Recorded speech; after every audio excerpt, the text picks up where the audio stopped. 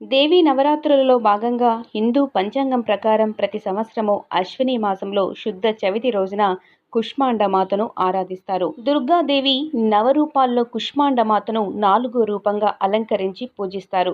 అయితే కుష్మాండ మాత దేవి ఎవరు, తను ఈ లోకాన్ని ఎలా కాపాడుతుంది అనేటువంటి విషయాలను ఈ రోజున అమ్మవారిని ఆరాధనలో భాగంగా తెలుసుకుందాం.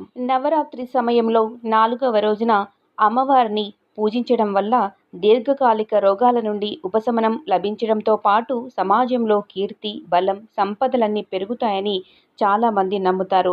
అయితే కుష్మాండ దేవి ఎవరు, తనకు ఆ పేరెలా వచ్చింది, ఆ తల్లి ఈ లోకాన్ని ఎలా కాపాడుతుంది, ఈ అమ్మవారికి ఏ రంగులంటే ఇష్టం, అసురులను సంహరించడానికి అమ్మవారు ఎలాంటి ఆయుధాలను వాడారు, అమ్మవారి యొక్క ఆశీస్సులు పొందడానికి ఏ మంత్రాలను పఠించాలి అనేటువంటి విషయాలను గురించి ఈ వీడియోలో తెలుసుకుందాం.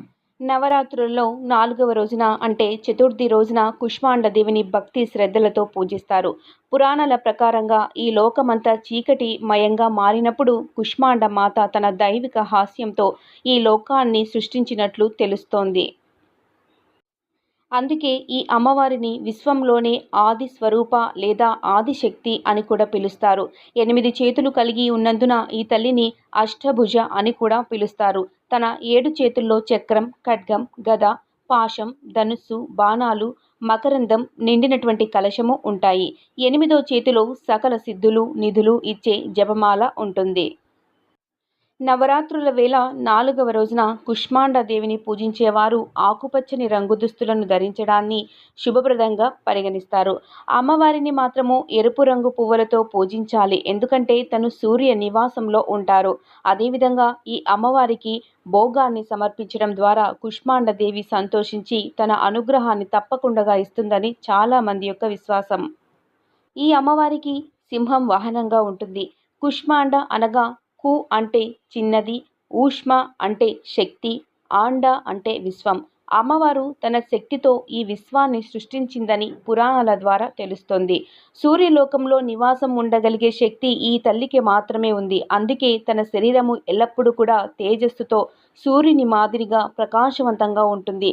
తన తేజస్సు విశ్వంలోని అన్ని వస్తువులు, జీవులకు వ్యాపించినట్లు శాస్త్రాల ద్వారా తెలుస్తోంది. కుష్మాండ దేవిని ఈ మంత్రంతో జపించాలి. ఓం దేవి కుష్మాండాయై నమః. సుర సంపూర్ణ కలశం రుద్రాప్లుతమేవ చ తదాన హస్త పద్మాభ్యం కుష్మాండ శుభదాస్తు మే. యా దేవి సర్వభూతేషు మా కుష్మాండ రూపేణ సంస్థిత. నమస్తస్యు నమస్తస్యై నమస్తస్యై నమః. దుర్గతి నాశిని త్వాం హి దారిద్ర్యాది వినాశినిం. జయమద ధనధ కుష్మాండే ప్రణమామ్యహం. జగతమాత జగత్కృతి జగదాధార రూపాణిం. చరాచరేశ్వరి కుష్మాండే ప్రణమామ్యహం. త్రైలోక్య సుందరి త్వాహ్మి దుఃఖశోక నివారిణిం. పరమానందమయి కుష్మాండే. ఈ మంత్రాలను పఠిస్తూ కుష్మాండ తల్లిని ఆరాధించడం వల్ల మీ రోగాలన్నీ తొలగిపోయి కీర్తి, బలం, సంపదలు పెరుగుతాయని పండితులు చెబుతున్నారు. ఈ విధంగా అమ్మవారి ఆరాధన ఈ 4వ రోజున ప్రతి ఒక్కరూ కూడా చేసి అమ్మవారి కృపకు పాత్రులు కావాలి. అమ్మవారి యొక్క అనుగ్రహం ఉంటే ఏదైనా సాధించగలం అనేటువంటి బలాన్ని చేకూర్చే అమ్మవారి అనుగ్రహాన్ని పొందాలి. ఈ వీడియో మీకు నచ్చినట్లయితే లైక్ చేయండి, షేర్ చేయండి. ఇలాంటి మరిన్ని వీడియోస్ కోసం స్మార్ట్ సరిత కొన ఛానల్ని సబ్స్క్రైబ్ చేసుకోండి.